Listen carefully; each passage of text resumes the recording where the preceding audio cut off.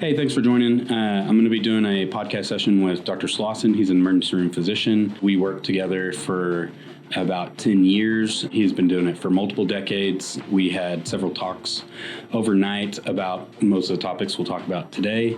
And so I think he'll provide a good value for everybody. And the topics that we're going to cover are how to be a lifelong athlete. So how to stay mobile, how to continue doing resistance training, working on endurance training, mobility, mental health, sleep, all that, and how to do it and view it lifelong in doing it, and do it as healthily for as long as possible.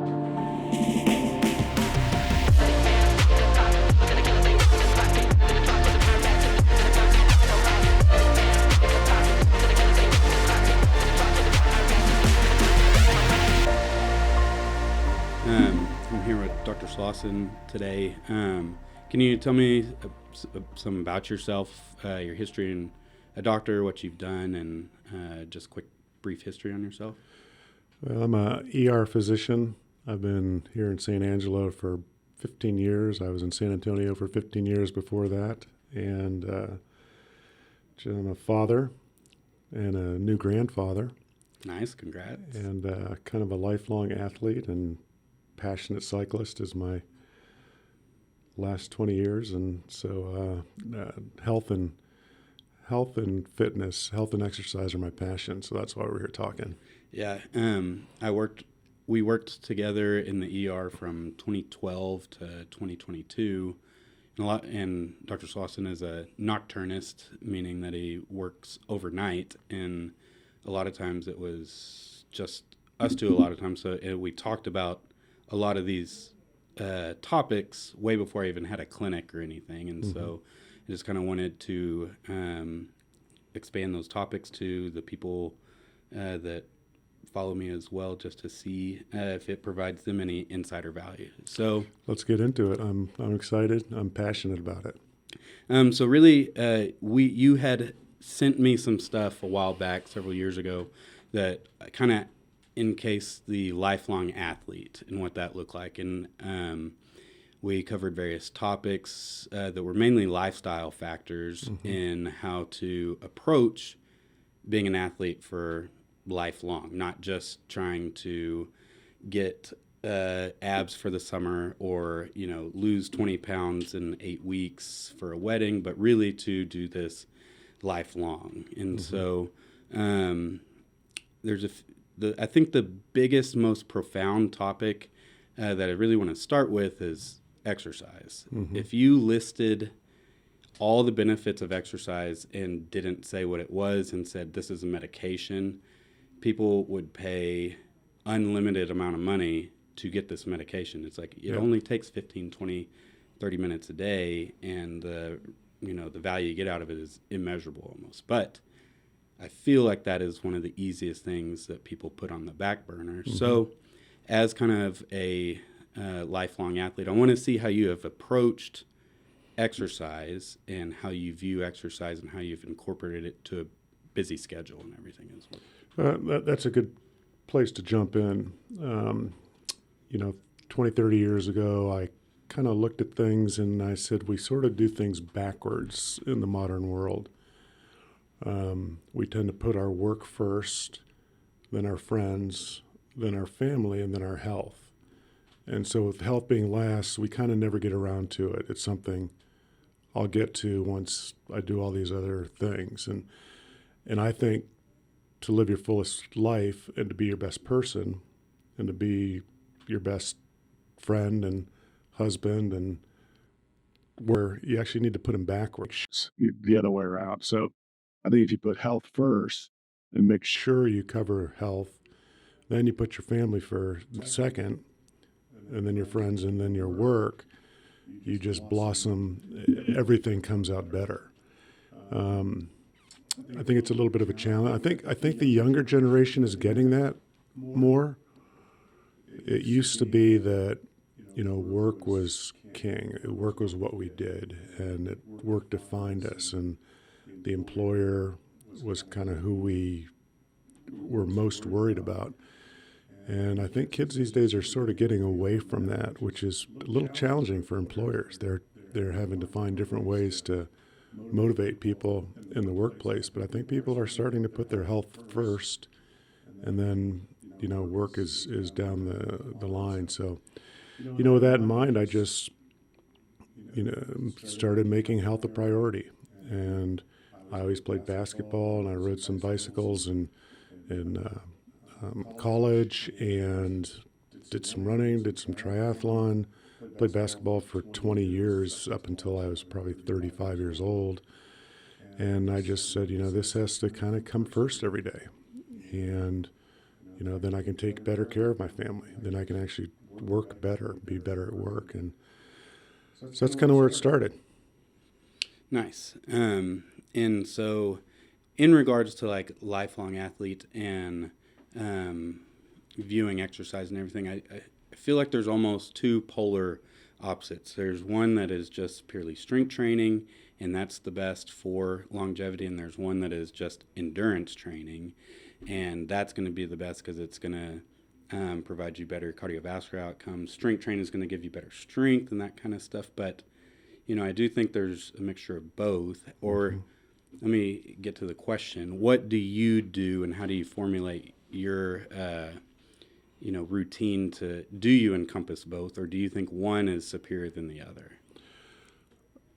That's a fantastic question. And I think you can make arguments either way, that strength is more important. And I think you can make arguments that aerobic or endurance conditioning is more important. So really, knowing that, really it comes down to, well, what do you like to do? What do you want to do? And then, if you're really into weightlifting, that's fantastic. But then find a way to do some endurance too. Kind of go to, one of my main philosophies is that everything is simple. It doesn't mean it's easy, but everything really is simple. And so I like to look at everything like on an 80-20 thing. And if you're really passionate about something, that's going to be an 80. And so if you're really into strength training, you're going to spend 80% of your time and energy and all, but make sure you're doing 20% conditioning also, or vice versa. And if you just want to be healthy, mix it up. You can dabble in both, doing both 50-50, and that's where sports like, there's metabolic conditioning stuff, CrossFit. There's some new ones out there that have different names that I'm blocking on right now, but so you can do both, but it's what you're interested in is where you should focus, but then also do the other one. So I personally have just gotten so into cycling over the past 10 or 20 years that that's my primary thing. So I cycle probably 5-6 days a week, but I make sure I lift at least twice a week. Okay. And so I'm kind of 80-20 with endurance. When you're doing endurance for cycling, is that like, do you get on and you go for 90 minutes? Do you do high intensity interval training? Do you mix both? Is there a place for both? Does the high intensity like sprints fall under more on your weight training days, or do you incorporate them at all? Great questions. Again, it's kind of an 80-20 thing. It's mostly easier, lighter breathing, conversation pace type of stuff, 80%. And then 20% is really hard and sweating your butt off and your heart rate's getting up towards your max. And if you do, on those days, if you are going to be lifting also, you want to lift on those days also. That way, if you do your lifting on your, quote, easy days on the bike, then kind of every day becomes hard. Mm-hmm. And so you kind of make your hard day hard. And so, so you do both. And if you're going to combine lifting with it, do the lifting on the days that you do your hard workout too. Do you follow your heart rates and go in specific zone intervals or anything like that? Well, for cycling, we have power meters on the bikes, and they are very precise, and we use a lot of those zones, but we use heart rate a lot also. And certainly for people that are just going to the gym to get aerobic conditioning, heart rate is awesome. For runners, heart rate is really good, but I use it on the bike quite a bit too. it's one thing I really recommend for people is there's a product called Morpheus, like the awesome guy in The Matrix, that is a heart rate monitor strap. It's really no more expensive than a normal heart rate monitor strap. It's kind of the best heart rate monitor strap on the market. And it also does heart rate variability, which we may touch on a little bit too, which I think is important. But the Morpheus has an app, and basically it's got kind of a pyramid of sort of recovery, conditioning, and high intensity. So you're doing a lot of kind of recovery heart rates, less conditioning heart rates, and then a small amount of high intensity heart rates each. And it's got workouts on it. You could just get on a elliptical, you could get on a exercise bike, you could get on a rower, and you just kind of are following it along, and then all of a sudden it wants you to go into the red, and so you go harder, and then so it's pretty cool. It's cheap. I think it's about $100 or $90, which is about what a quality heart rate monitor strap costs. Sure. Yeah. And so people that are just generally looking into conditioning, I would really think about that. When you do your bike days, I have started running more these days. I wouldn't say that I'm a runner. I'm just a guy that runs. Mm-hmm. I will set out, be like, I'm going to do 60 to 90 minutes, just kind of a slow zone 2. But I struggle with just like, I might as well just break my 5K PR on the way. Like all of a sudden I'm going fast round 1, and it's like, oh, that was a good one. I'll just keep going fast. But I really didn't set out to do that. Mm-hmm. Does that happen on bike as much? Are you able to control a little bit more? Or do you kind of struggle with the same things? That's pretty common. And yeah, because people, let's say you're working on kind of a 3-zone model, real high, real low, and then middle ground. And most people kind of want to stay out of the middle ground and do the real low and a little bit of the real high. But then on the easy days when you want to do the real low, everybody always just was, well, I need to push it right to the very top. So if your prescription is, 120 to 140 beats a minute or 150 to 200 watts of power, everybody wants to do, I'm going to do 140 beats a minute, and then it's 150 beats a minute is you're drifting into it and stuff like that. So yeah, it's you got to be careful. And you have to just enjoy the process of going a little easier and not pushing yourself. Plus it's a little more mentally taxing too when you challenge yourself and push yourself. And yeah, you want to do that. And when you want to do that, you want to do that real hard. But if you're kind of sort of doing that every day, that's where the fatigue of it all comes in, and you just get tired of it, and you start not looking forward to it. Right. And so just enjoying going easy on the days you're supposed to go easy is a real art to kind of get into. And so I typically try and tell people too, is like, the best exercise to do is the exercise that you'll do, and find what you're saying, just find what works for you, whether, if you can incorporate friends, family, pets, a competition, a lot of times it's easier to get out there and do it. Yeah. I'm kind of on the opposite. I like resistance training much more. And like I said, I'm not a runner, but I'm a guy that now runs, and I run opposite of my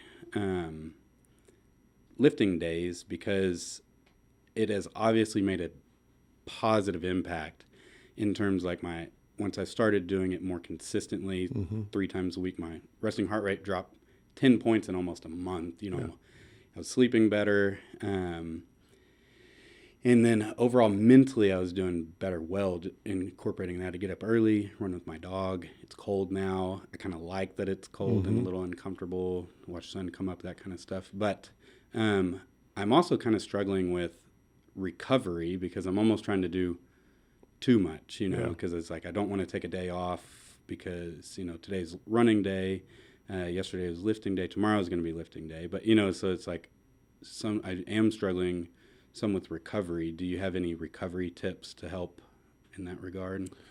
Well, I'm not sponsored. I'm not paid by the company, but again, Morpheus. Okay, it helps. Yeah, so Morpheus, you get up every morning and you put the heart rate monitor strap on for 2.5 minutes, and it checks your resting heart rate and your HRV, and it'll tell you how recovered you are. Okay, cool. Just by those simple metrics. You can kind of put in your daily exercise, but it really doesn't factor those in. It looks at it basically, you enter how much you sleep, and you enter how sore you are.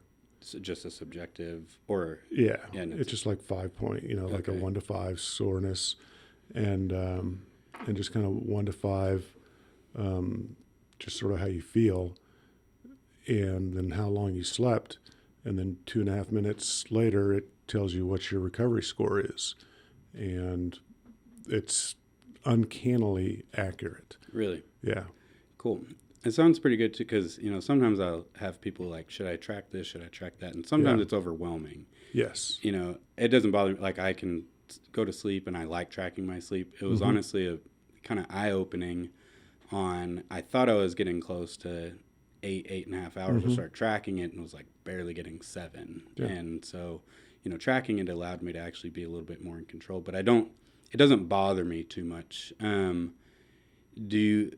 Do you track much, and have you ever gotten kind of where it was like too much stimulation, too much tracking, taking up too much time? Well, I'm a physician and I'm a scientist, and so I measure and track everything. Nice. Yeah. And sometimes it gets a little overwhelming and I have to back off. But I don't try to push that on everybody. I think like tracking your sleep is fantastic, but even backing up from that, it's like, well, how do I get 8 hours of sleep? Is you schedule your sleep, right? It's simple. If I need 8 hours of sleep and I got to be at work at 8 and I got to be up at 7, that means I need to be asleep by 11 o'clock. Well, if I'm going to be asleep by 11 o'clock, that means I need to be in bed at 10:30. Right. And if I need to be in bed at 10:30, that means at 10 o'clock I need to start putting my paperwork together for the morning, putting my clothes together, my gym clothes at 10. And so schedule your sleep, and then it'll fall into place, do it. But then tracking it is good too, because then you have what you would refer to as an accountability partner. And when you look at your watch in the morning, you're like, yeah, I got 6 hours of sleep last night. That's on me, but he's reminding me. And so that's that thing. But looking at the stages of sleep and getting too obsessed about it is a bad thing. But I think it's important to do. It's like, and here's where I'll make myself very unpopular, but I think everybody should weigh themselves every day. Yeah. Because life is all about energy balance. And if your weight is going up, you're bringing in too much energy. And if it's going down, you're using more energy than you're bringing in. And so, those are two things that I would kind of recommend, that and checking your HRV every day. But I don't think you actually need to watch or to measure your sleep if you schedule it. Right. Yeah, and I try to not let that dictate my day either. It's like I knew it should the result shouldn't dictate your day. No. But your day should be dictated by, I am scheduled to start getting ready for bed at 10, and I am scheduled to be in bed at 10:30 because I need to be up at 7. So that's where all of this stuff that we're talking about starts, is sleep. That's the bottom of the pyramid, is sleep. So it's sorry to dwell on this, but I think this is the foundation. We'll kind of go to the sleep. I mean, so you have been a nocturnist since I've known you. I don't know if that's been your entire career, but meaning that you only work overnight. Yeah. And you harped on me whenever I was really doing a lot of overnight shifts on just like, hey, night shift has been shown to be overall detrimental to one's health. Yeah. You need to make sure that this is being addressed today while you're young, so that you aren't getting all the negative stuff 20, 30 years down the road. Mm-hmm. What tips do you have just for overall sleep hygiene? And maybe, it is hard for a lot of people to get to sleep and stay asleep. Do you have any tips on sleep hygiene, then getting to sleep, and then staying asleep? Yeah, sleep has become very popular over the past 10 years, probably. And so that's fantastic. I was just very lucky when I started dedicating to night work 20 years ago. I just said, well, night shift is felt to be a cancer risk by the World Health Organization. Why is that? And then I just kind of looked at the data, and it's like, well, most people that work at night sort of try to be parents, spouses, neighbors during the daytime too. And so they just don't get the right amount of sleep. They might get 4 or 5 hours of sleep at night instead of 8. And I said, well, I pulled my family together and said, if we're going to do that, then I just need to dedicate 8 hours of sleep, and I need everybody's help with that. And so, so tips are just, backing up scheduling. Schedule your sleep. That's where it starts. Dark bedroom, blackout. When we built our house here 4 years ago, the blackout blinds have been we've not seen the outside for that bedroom. And we built a little door so my wife can get into the bathroom without having to come into the bedroom, an extra little door through a closet, and just little things like that so she can leave me alone all day long and doesn't feel like, oh my God, I've got to get in there to get something. I don't want to wake him up. And so we mitigated that. So darkness, cold, and these bed coolers have been life changers. Personally, I just can't speak highly enough of it. I happen to be someone who's a heavy sweater. And so I would just trench beds at night sometimes, and especially in Texas summers, even with the air conditioning going, it's still getting a bedroom down to proper temperatures pretty hard. But these bed coolers, I don't sweat in bed anymore. And so I've been using one for 5 or 6 years, and I use it every single night. And so those kind of things, years ago, I remember reading an article on, money can't buy you happiness, but maybe it can, maybe a couple things can. And just one of the things is like, a good mattress, good sheets. There's like 10 things that maybe if you spend a little more money on, you'll be better off for. And I would say a cooling mattress, it's just a little pad that goes over the mattress itself and runs cold water through it. It's very simple. Is been game changing for me. And then just if you have an odd work schedule, having an agreement with the people in your community, your family, of, this is my sleep time. And so, unless the Russians are invading or people are handing out money at the door, I'm not to be woken up during the daytime. Yeah. So it was kind of hard for my family to get used to it, and it's just not it takes a discussion. It does, it's like they call me, I worked 3 to 3 for a long time. And so, I'm still asleep at, if I got home at 5 a.m., I'd still be asleep at, 11 a.m. a lot. Yep. And then people would call me and be like, you're still asleep? Right. And it was like, well, yeah, it's only been 5 hours, so, but it took a long time for that to even happen. And then in the modern day, the phones. Mm-hmm. And I just like, oh my God, people are like, oh, someone texted me at 9 a.m. It's like, why is your phone on? Mm-hmm. Well, something might happen.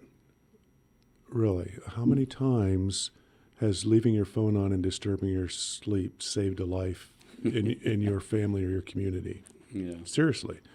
And so there's kind of this data that says that your phone should be out of your room in a drawer. Just mentally, and even just the proximity of it has some sort of effect on us. And so what I've kind of, my mitigation there is I turn mine to airplane mode, because I still use it as a alarm. So I want it in the bedroom, but it's in airplane mode. So number one, people can't get through to me. And number two, mentally to me, there's no text messages, phone calls, emails on my phone until I get up, do my little morning thing, turn my phone on, and then the world comes in. And so it's kind of a mental thing too. If I get up, I'm 60 years old, so I'm going to get up and go to the bathroom a couple times during the night. The phone's off. In my brain, there's no emails or texts on there, and so I'm not checking it. I just go to the bathroom, get back in bed, and go back to sleep. So that's just an important, more modern day hack, is to have your phone not in do not disturb mode, in airplane mode when you're sleeping. If you can give me examples of lives being saved because the phone was on during the night, 1 in a million, that's the same as 0. Right. Not getting good sleep every night is a health risk. I made the mistake pretty early on as a nurse practitioner. It was harder, once I transitioned from nurse to nurse practitioner, it's harder to leave work at work. As a nurse, I was able to dissociate pretty easy. I could walk out those doors and I'd almost forget what I did. As a nurse practitioner, I kind of loaded the patients on me a little bit more. And I got up one time and I scrolled through Epic, the Haiku app, and I saw one of my patients was in surgery that I admitted, and was like, why did that patient go to surgery? I didn't admit him for anything surgical. And then I was up all night long. Yep. And so I never, after that, I did that just because it was, I didn't go back to sleep after that. It was nothing crazy. I didn't miss anything, but I was so new. I was always so worried about missing something. It's like, the scheduling and then and compartmentalizing. Mm-hmm. It's work stress does not happen at work. Work stress is when you're thinking about work when you're not at work. And so you need, to the best of our ability, the more we can leave work behind and then come back the next day is super important. So that's great you mentioned that. Just kind of back to getting a good mattress. One little kind of personal thing is like anything that comes between me and the ground, I'll spend a little bit more money on.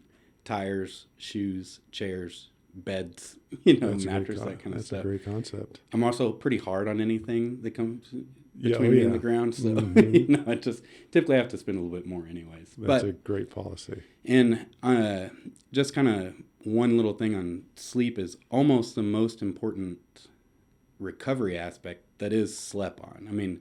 And whenever you're trying to build muscle growth happens at night, recovery happens, and so people, I've had guys who have made it to the gym, working on their nutrition, trying to get their stress under control, and then they're sleeping 4 hours a night because they can't do everything in a day. Yeah. And it's like, okay, I would rather you take 3 days off of the gym instead of going 6 days, and use the 2 hours or whatever you would have done, and put that towards sleep. You're going to recover better. You'll probably make more progress faster if you prioritize it a little bit, and it should help your stress response and everything as well. So that's why we're talking about it first, right? Because if you're not doing it, why are you really doing the other stuff?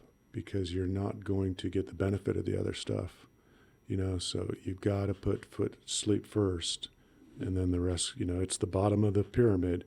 That's the foundation for all of it. All of your recovery, all of your health, all of your mental, all of your forming new memories, all of your recovering from yesterday's work, being ready for tomorrow's work, whether that be physical, mental, social.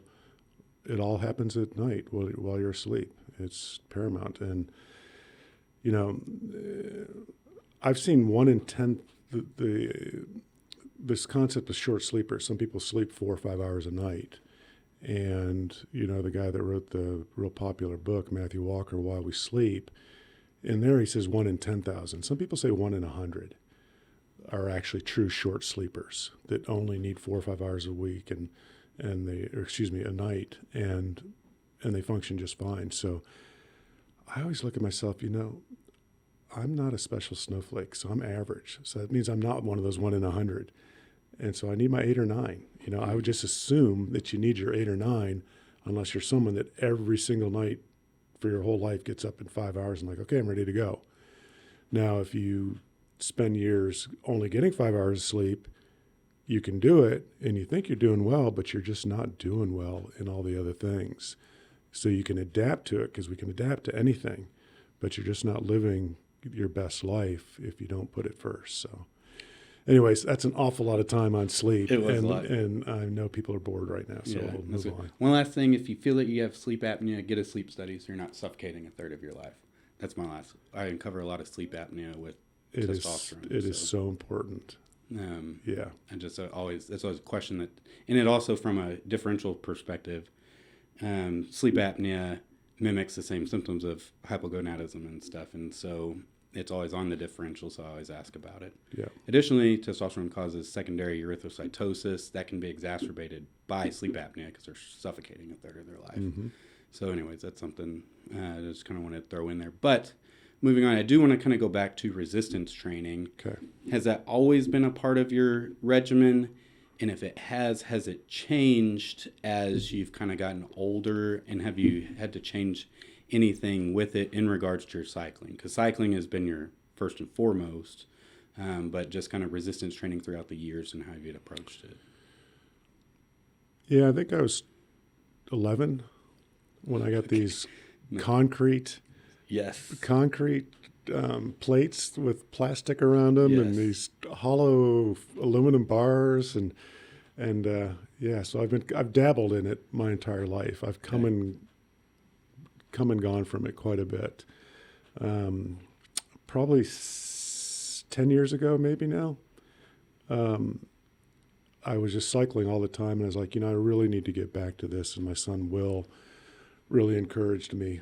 We started getting into some yoga and flexibility and weight training. And, then I started reading about it because that's me. I'm the scientist. So I started reading about it. I was like, Jesus, this is just so important. Muscle, strength, mobility, flexibility, all this stuff I'm glad I'm getting back into this. So it's been about 10 years now that I've really been on it. And I've done different things. I've done heavy barbell training. I've hurt myself. In 25 years, I've herniated 3 discs in my back. I probably should have herniated 1 or 0. So you have to be careful with strength.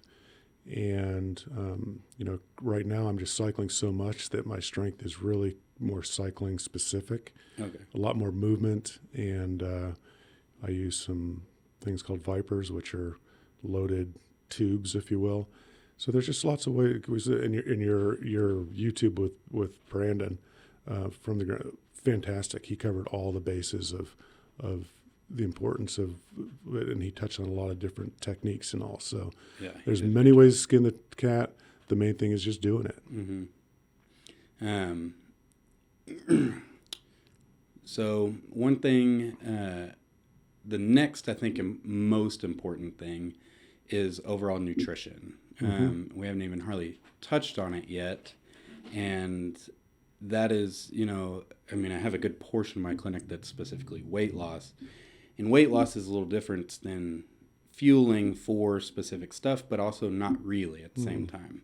So what is your approach to nutrition? How do you do it for kind of being active every day and recovering with it? Do you follow anything specific, or what is your just kind of philosophy on nutrition as a lifelong athlete?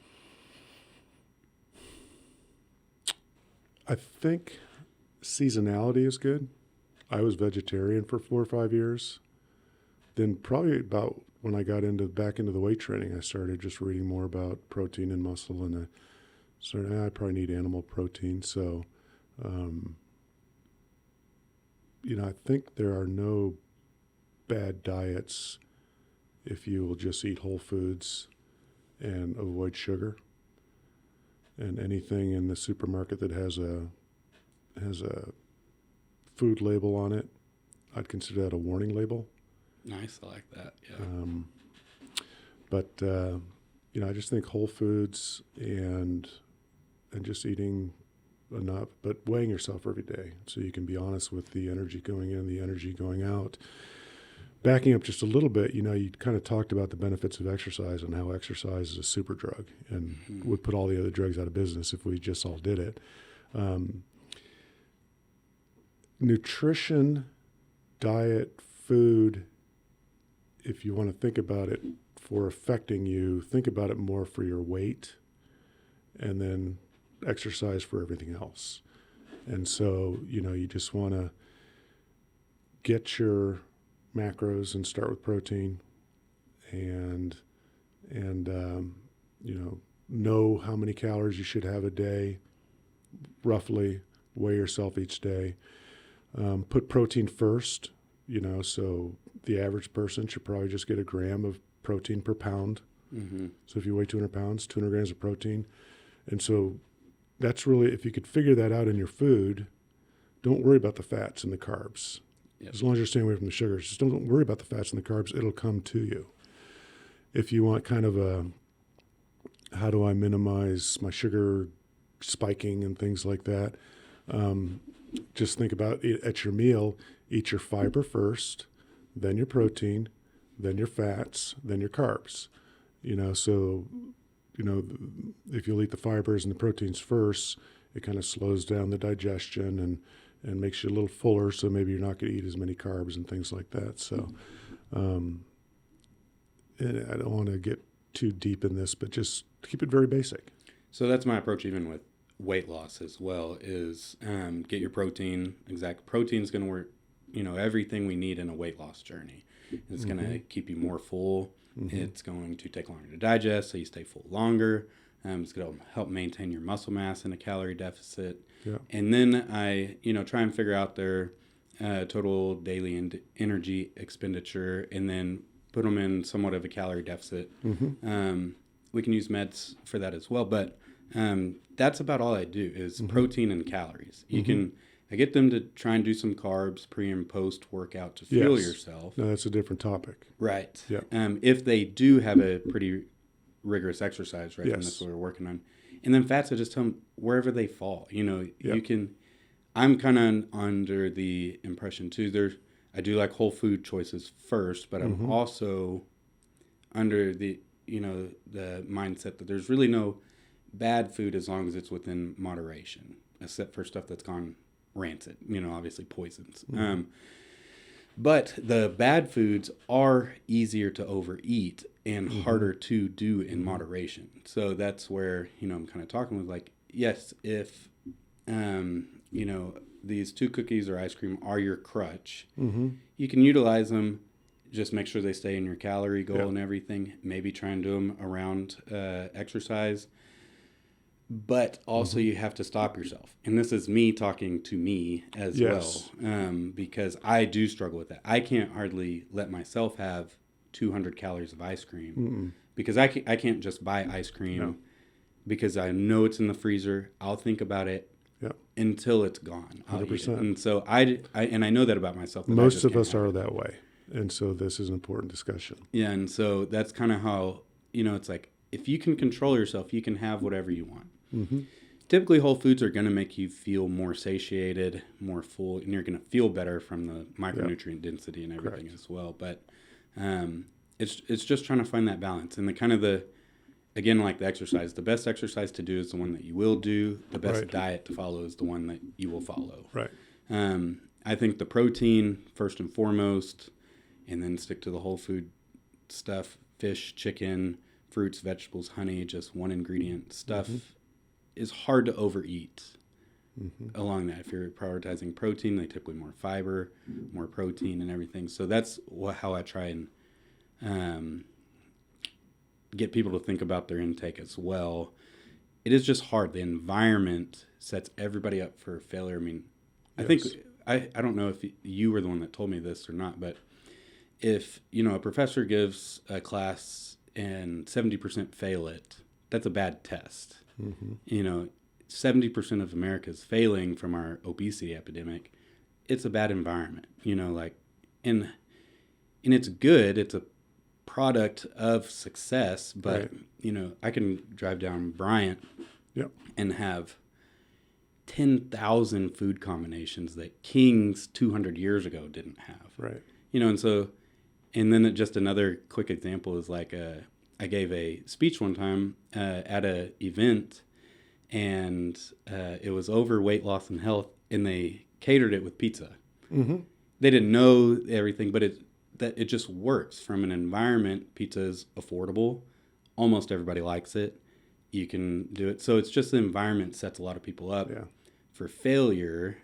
And then we're also social with eating and everything as well. You know, like you get to, you know, weddings, funerals, parties, you get together, you have a big meal, and that's whenever you lax. And so overall, it's just hard from an environment standpoint without being super focused and stuff. Do you have any tips on just trying to stay consistent and not falling? We can find something to celebrate every day. Well, so a couple things. First, I'll push back on there are no bad foods. Okay. Sugar is a bad food. Sugar is a poison. The definition of a poison is something that you consume that you do not need that causes harm.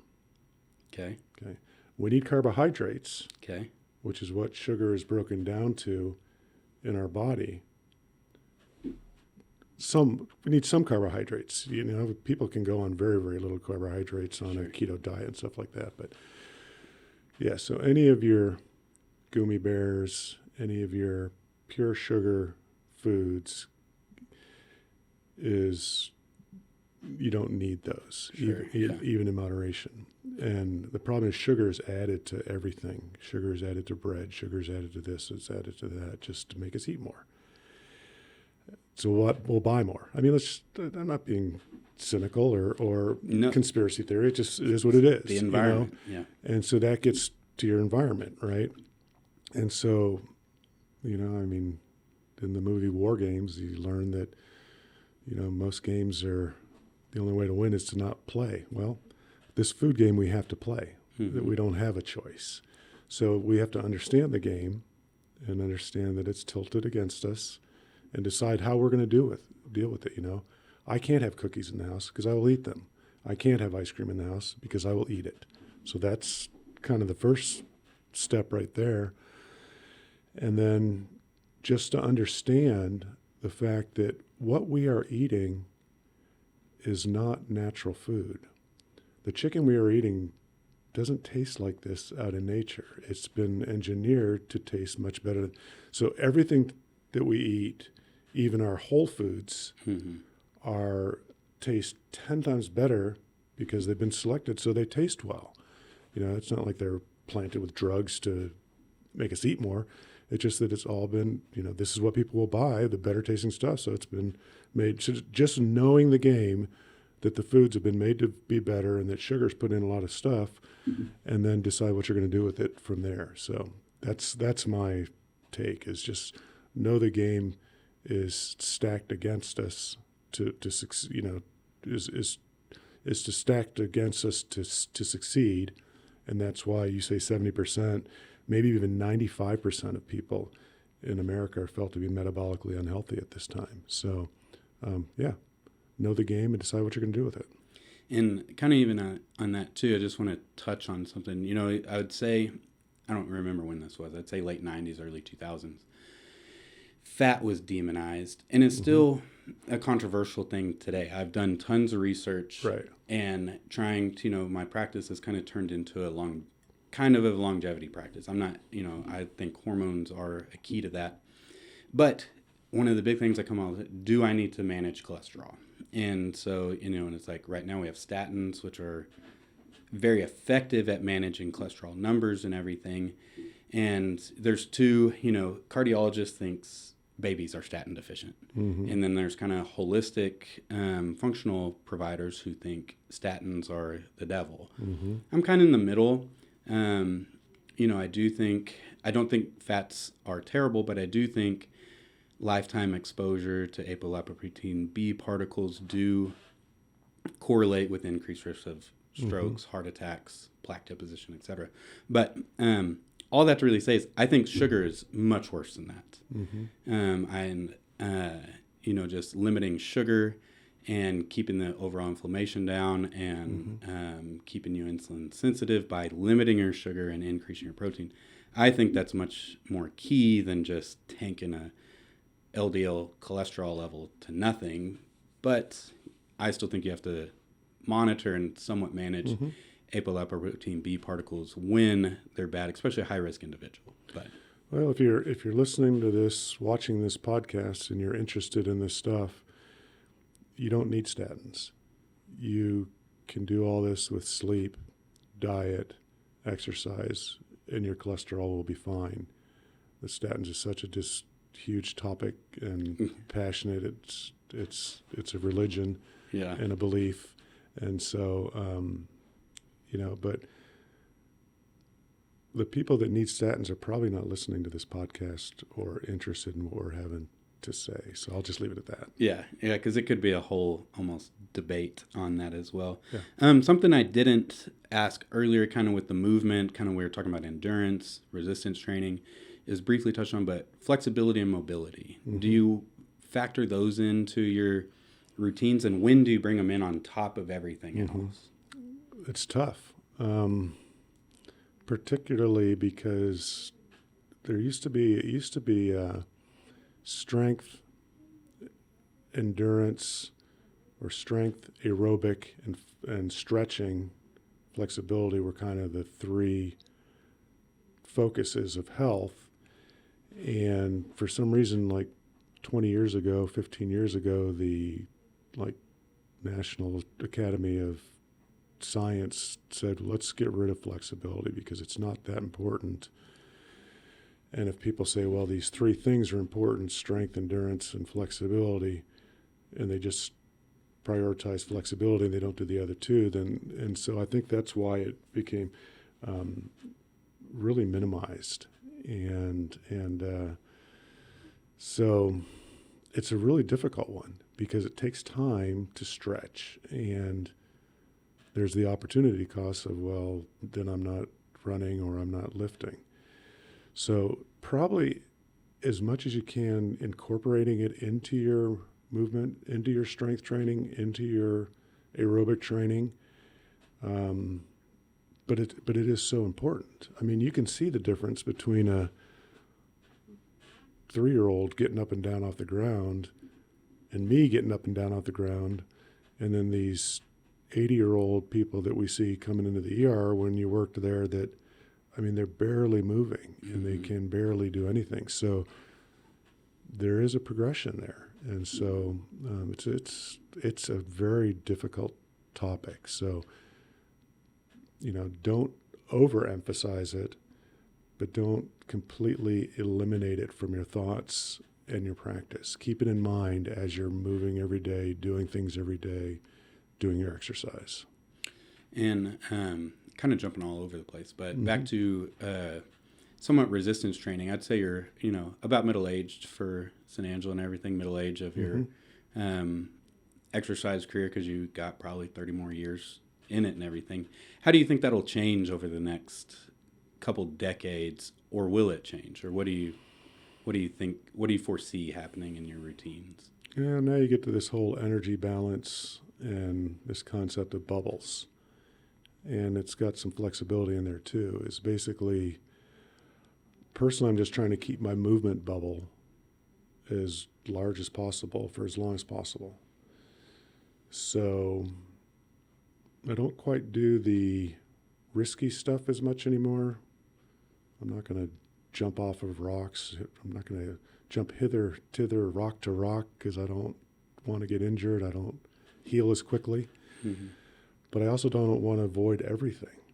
I still want to put myself in uncomfortable positions and do some kind of scary things because I want my movement bubble to be as big as possible. So right now I don't foresee any difference as I get older, and I will adjust as I need to. Right now I still kind of feel like at times I'm just still made of rubber and magic, and then I'm just now starting to realize that that's not the case, that little tweaks and injuries here and there that just kind of are hanging out. And, so I still want to keep going hard, but it's also like, I need 50 more years of this, so I'm going to try and figure out. Yeah. But kind of... So slow adjustments, don't worry about making, okay, as of when I hit 60, I can no longer do this. It's like, maybe it's like progressions in exercise. Maybe you can do a slight regression, but don't eliminate it totally. Right. I like that. Because back kind of the emergency department, you see the worst of you see 20 or 30 years of neglect ahead, that fall happened 20 years ago when they stopped doing any type of resistance training. Their mobility stopped, and then the bias to me is that their hormones went away, for the most part. But your body's going to not maintain what you're not telling it that you need. And so if you start limiting yourself, if you stop resistance training, if you stop aerobic training, if you stop hiking, if you stop walking, and you just sit around a lot, all those energy processes, your hormones, your muscle mass, your bones, they're all going to shrink away because you're sending a signal to the body. The body's energy is important to the body, and it's going to not put energy into things that it doesn't think you need to use. So one of the last topics that we haven't really touched on yet that I do think makes kind of to round everything out is just overall stress management and tips on just staying on top of your mental health and, kind of assessing yourself. Because, you've been now for multiple decades in a very high stress career, working nights while still exercising and everything. Do you have stress management techniques that have worked for you, that haven't worked for you, or what do you do these days just to keep the longevity of an emergency physician? Well, you recall from my program that we worked through that, sleep is the bottom of the pyramid, and the next important thing up is the mind and stress. And so, you have to work on it all the time through meditation and what I call nurturing your parasympathetic system. We've got our flight or fight, our sympathetic system, and we need to use that sometimes so we can stay strong and 20%, but 80% of the time we need to be working on our parasympathetic, our relax, recover, regenerate, regrowth. And, it starts with sleep, but, you know that I'm not religious, but certainly church and religion have huge parasympathetic capabilities. Prayer, hymn, the community of it, and so if you're not religious and you don't get those naturally from them, then you have to do things like meditation and just different practices of stress reduction. And then we go back to the compartmentalization. You need to leave work at work, and you need to leave whatever bad thing just happened behind, and come back to what's going on right now, and just be in the moment with just how good things are. Yeah, so gratitude I think has been awesome. Yes. Something just that's what the morning runs have helped with me a lot. Is it's a time where nobody else is really awake, and my phone's not going off, and I am finally just able to look and be like, man, I'm just thankful for this morning with a dog running with me. The family I get to walk into, the people, I pray for me and my patients. I do pray and everything. And so, that has helped me in that regard. I cannot meditate that well. I've practiced for months. I've given it probably 120 days, doing it 1 to 2 times a day. And it is still just pretty hard for me. I practice do you have any tips on meditation? I've followed a couple programs, and it's just, that is my thing that I've tried to hit everything else, but I just can't get it in easily, and I keep pushing it away. I'll bring it in at times, push it away. Yeah. You're doing it exactly right. Meditation is not a skill to acquire. It's just something to practice. And the more you practice it, it doesn't seem like you're making any progress. It seems like your mind is still racing, and you're getting off topic, and you're not doing well. But what you just find out over years is just that you do bring it into your life. You do not respond quite as violently to things that are upsetting to you.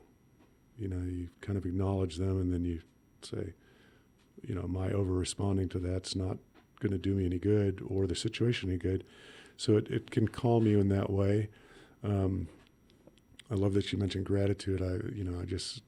Mindset, stress reduction, and I've always just found it ironic that gratitude and attitude rhyme. Yeah. And it all kind of starts from there. Yeah. Your attitude and gratitude will take you so far. So I know you pretty well, and I think you bring any type of practice that you're doing into your life pretty well. So yeah, you're doing it right. It's a tough one to keep score on, meditation. I mean, when I meditate, my mind's all over the place. But practicing it has allowed me to do better outside of meditation practice. So nice, good. As we're kind of wrapping up, a couple of things. I think I know the answer, but I just want to see if it's still the same. What's your favorite ED diagnosis? Emergency department diagnosis. Nosebleeds? I was going to say toxic metabolic encephalopathy. Oh, the diagnosis itself. Yeah, now I've got a new one. It's for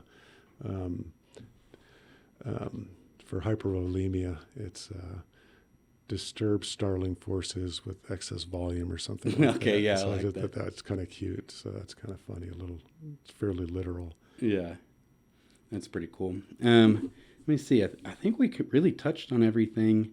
Do you have any, if anybody wanted to reach out to you for questions, do you have an organization or do you do any type of things? I don't. Just night shift still in the ER? I only bore my family and friends with this type of thing. Yeah, so no, I just I hope people get something out of this, and it's just I think it's important.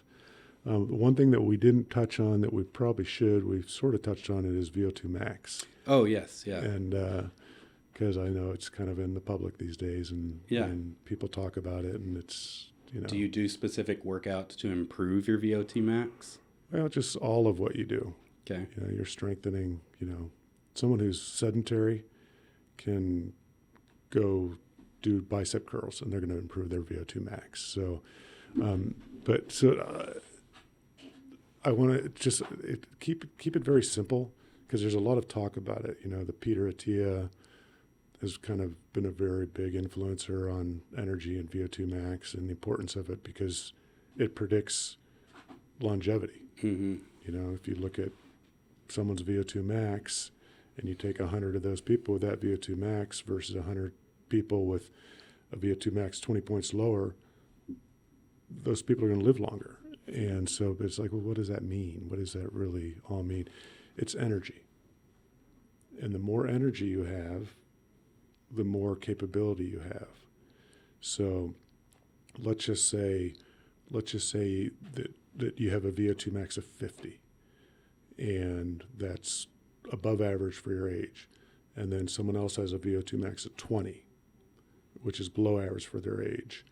Well, if you have a VO2 Max of 20, that means you barely can do things other than just like live in a nursing home, walk down the hall to get some food, maybe do a load of laundry, and that's kind of your day. That low VO2 Max just means that's all the energy that's available to you. That's your energy bubble that's available to you. If you have a VO2 Max of 50, you can go run 10 miles and then go to the zoo in the afternoon with your kids. You can play pickleball for 2 hours and then come home and watch a movie with your family and enjoy a meal. So it's just so strength training and exercise and aerobic work all build up your VO2 Max. They're all just building up your energy capability. And then the other side of it is that everything we do takes energy. The fact that you woke up this morning, your eyes means your energy's still working. When your energy gets to zero, you're dead, and the lights have gone out. So, but if you have all this excess energy, and you catch a virus, all of a sudden your body's got all this excess energy that it can fight that virus while you still lead your life. If you've got this VO2 Max of 20, which is close to being where you got to be pushed down in a wheelchair, and you catch a virus, any little excess energy to fight that virus, that might be the last time you get a virus. Mm-hmm. And so just the more you can stay fit and active and keep your energy bubble, your movement bubble, your community bubble as big as possible, you just have the likelihood of living longer. And that's what VO2 Max is just the most energy bubble that you can have. How malleable is it? I mean, and can it change? Oh, yeah, of course. Like I Is said, that like a daily change, a weekly, or is it like months to years of consistency to anytime you exercise, you disturb your homeostasis, you disturb your baseline. And so you get a little bump every time you go exercise. And then if you recover from that, then you can get another little bump and another little bump. So you can slowly work on it over time. But as you mentioned with recovery and stuff like that, if you'd like go hard every day to where you're only going semi-hard and you're not recovering, you can actually lose a little bit just because you're overdoing it. Because you're using so much of that energy, you don't have the energy required to regenerate, to recover, to build stronger. It's like if this guy, Henry Ponzer, he's got this book called Burn, which is super cool. And basically, you've got your basal metabolic rate that you're going to burn every day just being alive. And then on top of that, you talked about your total daily energy expenditure. Well, if you burn more than 1.5 times your basal metabolic rate every day in total energy expenditure, you start hitting the limit. And so if you do this, if you do that every day for 3 weeks, like a Tour de France rider or something like that, you've got no time to build your hormones. You've got no time to recover, build your strong bones, and so you're going to start petering down. Now, it's all a scale, right? Because a Tour de France rider has an energy bubble like this, whereas a person that's in a nursing home's got an energy bubble like that.